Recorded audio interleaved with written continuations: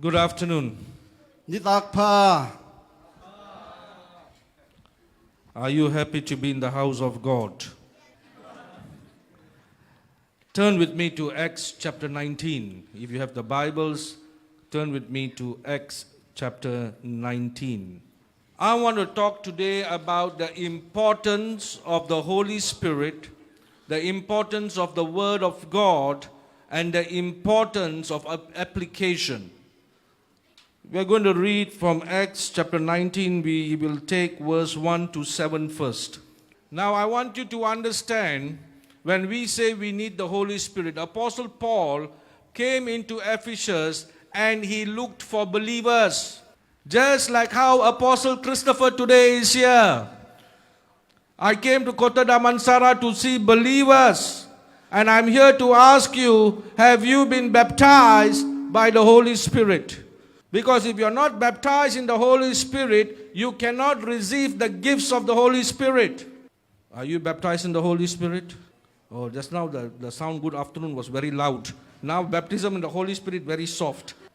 If you are baptized in the baptism of John, which is water baptism, that's the baptism of repentance. But once you receive the baptism of John, you got to receive the baptism of Jesus Christ, which is the Holy Spirit. Amen? Amen. You cannot just have the Word of God and no Holy Spirit. You must have the Word and you must have the Holy Spirit. Say with me, the Word. Say with me, Holy Spirit.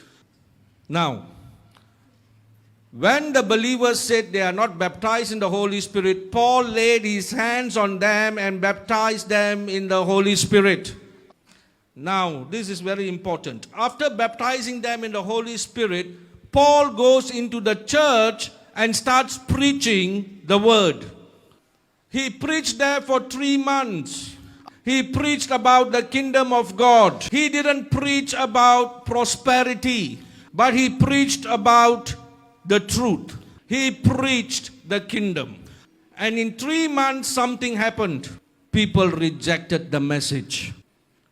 Wherever pastor will tell you that, the academic dean of the Bible college will tell you that, and I am telling you that wherever you stand for the truth, people will come against you. Amen. Amen. So if you are people of the truth, you will not go against your pastor.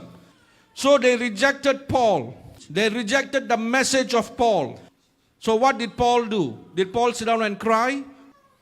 Paul did not cry. This is what Paul did. He took the group that received his message. He took them and he went and he started a school in Tyrannus. Now this is what I want to tell you. There are many people who will tell you, I got the Holy Spirit, I don't need to go to Bible college. But I'm telling you, the Bible says that Paul baptized them, they received the gift of the baptism of the Holy Spirit, and then he took them out and he started teaching them in this school. My dear people, you need the Holy Spirit and you need to learn the Word of God. And then something happened. This teaching went on every day for 2 years. Some of us cannot wait for 2 hours. Some of us don't want to come to Bible college, long time to study. 3 times a month, 3 hours a day. People are busy. Believers are busy. Actually, they are busy being busybodies. The Bible gives us a pattern. We get baptized. We get the baptism of the Holy Spirit. Then we got to study the Word. Amen. Amen. The Holy Spirit and the Word. The Holy Spirit and the Word. Now, as they were learning the Word, Paul ministered and signs and wonders followed them. People began to see that they don't need their idol worship, but they get blessings from God. And they started destroying their idols. They started destroying the statues. Now this is what happened. Ephesus was famous for their number one business was selling idols. So the community head, the leaders were not happy with Paul. They wanted to get rid of Paul. They wanted to kill him. But you know, Paul had to run. And the believers in Ephesus helped Paul run away. Did the church in Ephesus close down after that? The church in Ephesus remained until such a time. The church in Ephesus is mentioned in Revelation. That means even when Paul ran away, the church still remained. The church did not close down. We cannot live forever on this earth. Or we do not know what God is going to call us to in the next 10 years. But if Dr. Chris has to leave Malaysia, if Pastor Daniel has to leave Malaysia, Shekinah Grace Bible College and this church cannot close down. Not happy. I said this church cannot close down. You understand what I'm trying to say? The work has to continue. The work can only continue when you study the word. The church in Ephesus, when they started, Paul taught them for 2 years every day. In the New Testament, this is the first Bible college.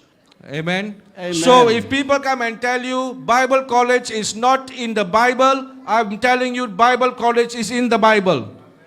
Two things you need. You need the word and you need the Holy Spirit. We have entered a season where it's a season to preach, to teach, and to see miracles happen in our midst. Preach, teach, healing.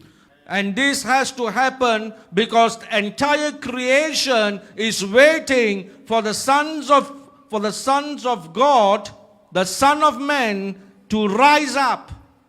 That means you and I have to be groomed and we have to rise up to our positions as sons of God. Amen. Amen. Are you all happy? Yes. I pray this afternoon that as each one of you believe in Jesus Christ, the same power that the apostles received on the day of Pentecost will fall upon you. I pray that as you seek God through the word of God, greater things will be revealed to you. And you will be healed and you will be restored in Jesus' name. Amen. Amen.